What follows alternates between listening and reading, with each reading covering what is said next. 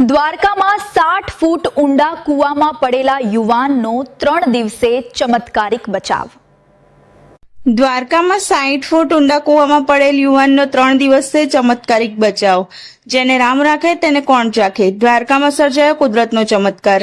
યાત્રાધામ દ્વારકામાં 60 ફૂટ ઊંડા કૂવામાં પડેલો યુવાન 3 દિવસે હેમખેમ બહાર નીકળ્યો.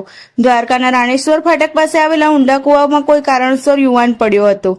કિશોર જીવન રાઠોડ ઉંમર 29 વર્ષનું ફાયર જવાનો દ્વારા રેસ્ક્યુ ઓપરેશન હાથ ધરાયું.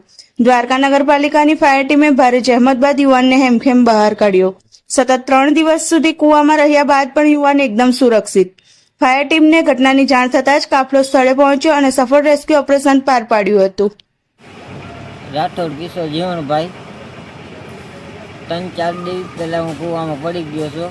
સેફટી માટે ફાયર બ્રિગેડે આજે બપોરે મને કાઢ્યો. હવે હું કાંઈ ફરિયાદ કરવા નથી માંગતો. ક્યાં જવાનું તારે હવે? જામનગર જવાનું, બરોબર. તને ફાયરવાળાએ તને પૈસા ને બધું ઉપાડી ગયા હતા, તને ખાવા પીવાના બધા આપ્યા છે. તારે જામનગર નીકળી જવું જ ને હવે? ભલે.